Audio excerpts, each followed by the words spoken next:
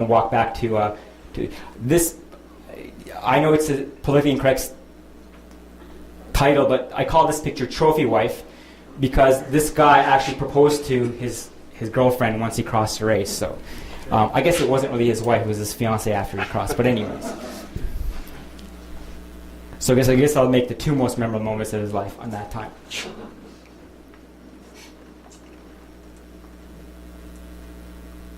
I'm cutting the presentation a little bit shorter. This is the last quote I'll leave you with. This is me crossing the finish line. I was just so happy to see concrete. It says, the highest reward for a person's toil is not what they get for it, but what they become by it, especially when I speak to youth. And if any one of you needs me to speak to any school groups or whatever, I'd be happy to. I try to let them know that it's not the reward you're going to get for an ordeal. It's actually what you become by the ordeal that's usually the greatest reward, okay? And it's very tough for young kids to understand that. But when they see someone who's done cool things like this, it helps them understand because your pain threshold or your discipline when you're a kid, it's just unless you can see the reward right there in front of you, it usually hasn't developed. And that's the biggest problem. The last thing I'm going to leave you guys with is... and I don't think I need to convert you to this thought. These are how kids play in these countries that I visit, as opposed to these are how kids playing now. These kids, if you were blind, you can hear these kids actually playing. You can hear their screams and laughs and so forth. You can't hear kids playing anymore. You hear the machine that they're playing on, but they don't make a sound when they play. And it's a really staggering and morbid thought. These are Aboriginals in Australia. We got things like this to compete with. When I was a kid, the soccer ball is exactly the same as a soccer ball now. But our video games were black and white and they were Ataris. Now video games are incredible. So, the options are so much harder for kids now. It was easy to choose a soccer ball over video games when I was a kid. Now, it's not that easy. So our battle that we have to fight is much harder. Again, these kids... are not wealthy, but at the same time they're not poor because they have a wealth of experience and wealth of a community around them. And these are basically how our kids are now dealing with their time.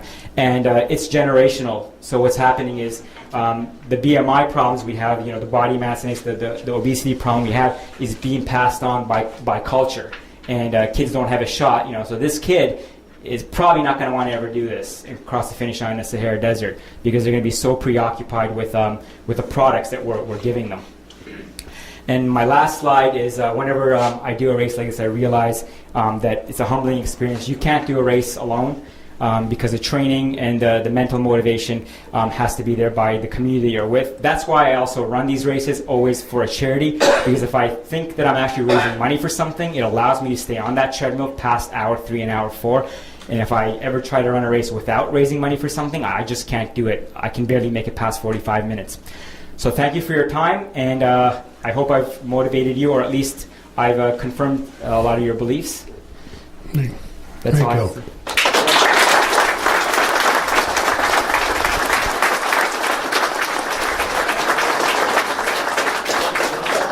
There's tents. So you'll actually see, it's almost like, I guess, an oasis, but it's not an oasis. It's a man-made grouping of tents.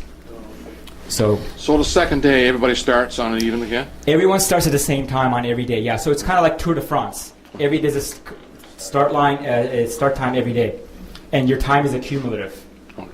Yes? How much weight did you lose on that 250 foot? So I lose about 10 pounds, but I don't know if it's real weight because most of it is water. Right. So I probably lose about 5 pounds. I'm like 155 now. Usually at the beginning of a race, I'm like 140 because I'm so slimmed down.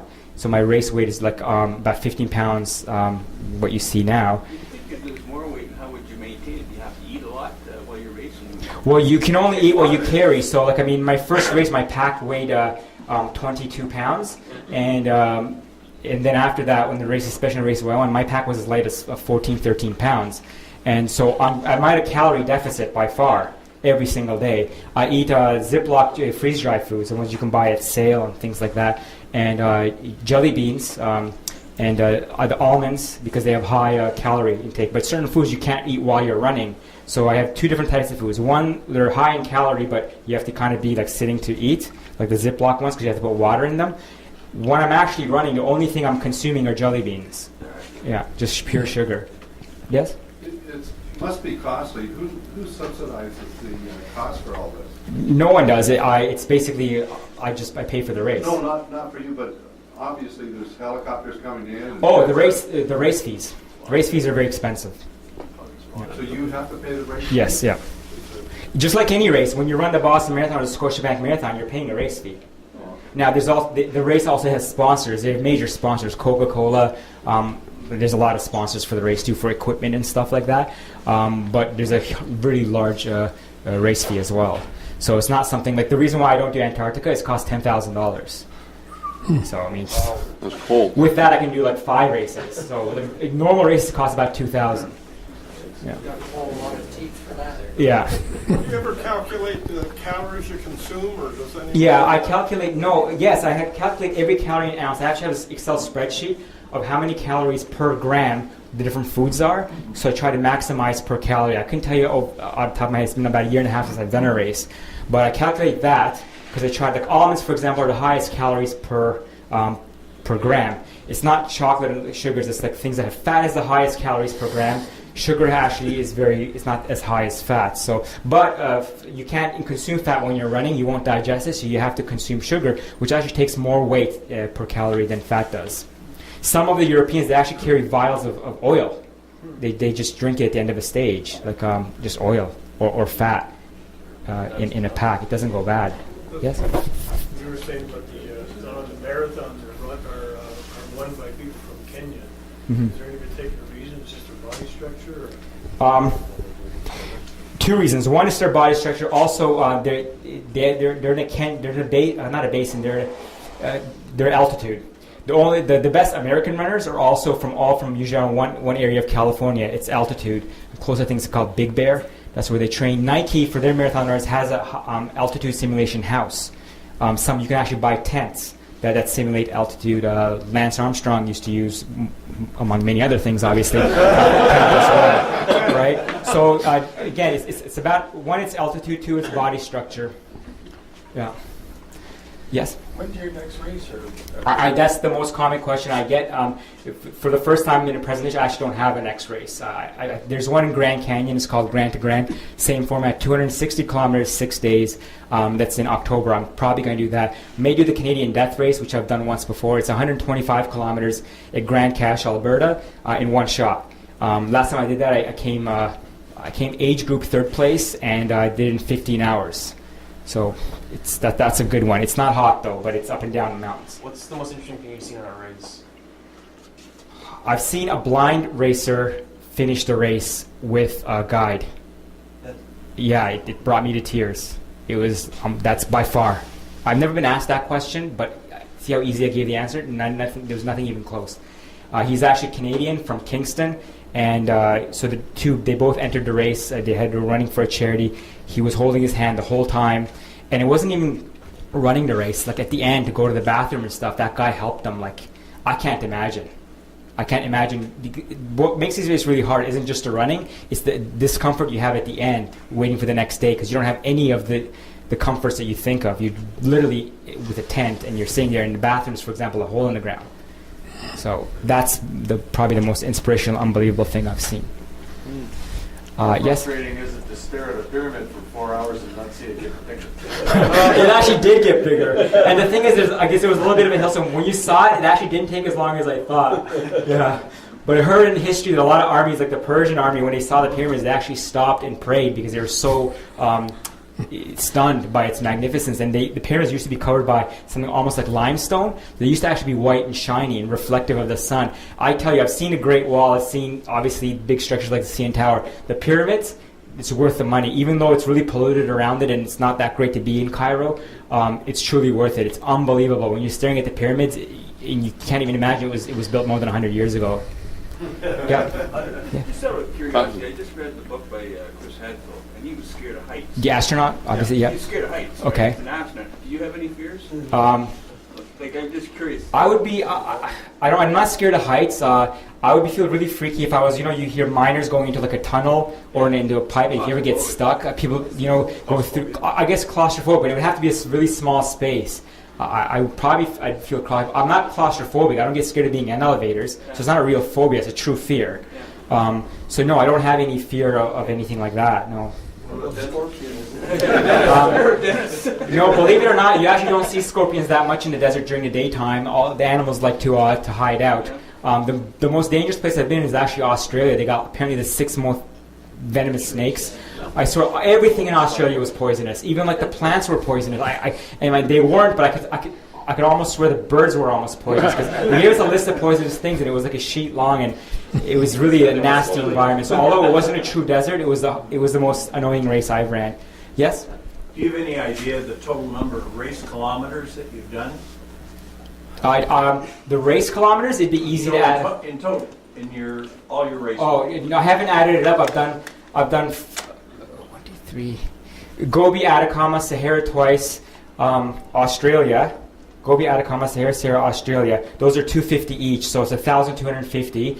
125 twice for the Canadian Death Race, and then all the other races are much shorter. So about 1,500.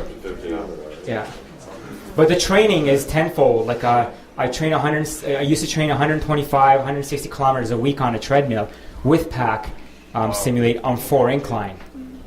So yeah, just to simulate the hills. Yeah. All your pictures there, they were all guys. Do any women run? Oh, I'm sorry if all my pictures were mostly guys. I've had a few other pictures where I showed women. Yes, there are definitely women.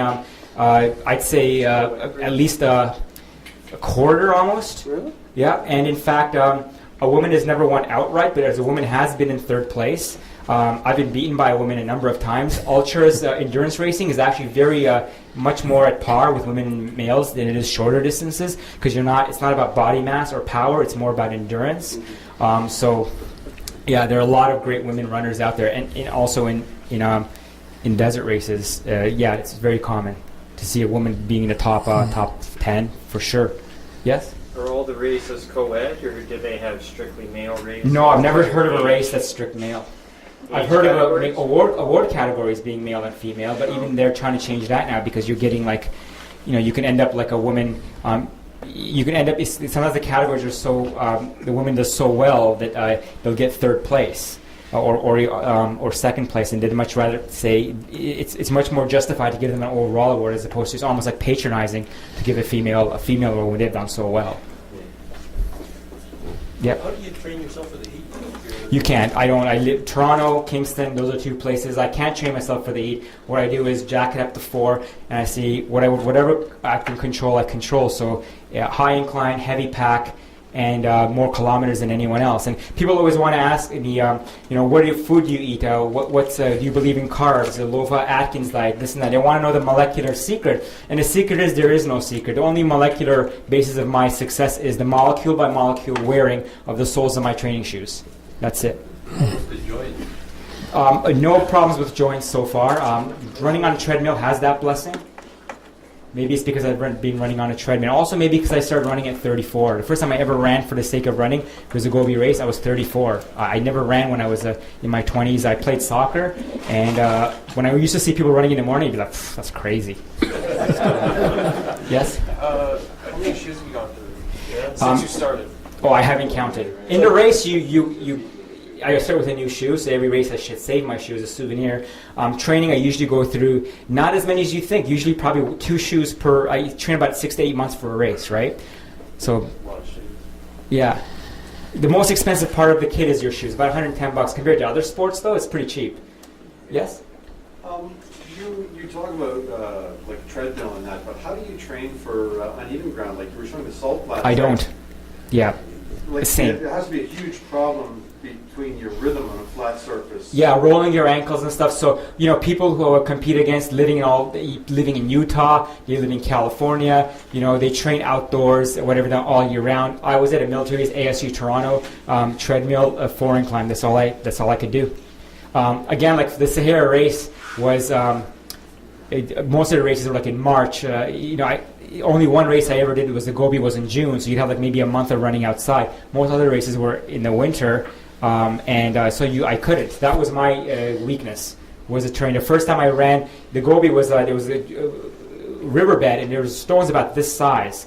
about smaller than bowling balls, about the size of a softball. They weren't large enough to step on, and they weren't small enough to be pebbles that you could just like run on. They were right in the worst, in between stuff. So you'd be rolling your ankles, you know, yeah, like you'd be weeping. You want to see a grown man cry, like you'd see grown men crying because you couldn't run at all. You'd be running like this. So, yeah. What's the best time of the day to go to a dentist?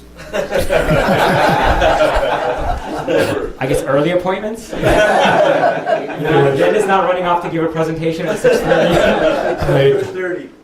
I'd like to thank One you. more question. I walk at the Dome 3 days a week. Yeah. And a few weeks ago, there was a fellow there running, and he had a mask on. He's trying to simulate something. He's trying to make it compensate what I would do, like altitude training. There's a mask. What that is, eh? It just Yeah. restricts the airflow. He's trying to simulate. Yeah, that's. They say it works like oxygen altitude. It doesn't, but it forces your body to try to produce more red blood cells to compensate for less oxygen coming in. Okay, I'd like to thank you for coming out and on behalf of the Awesome. club. Thank you. And,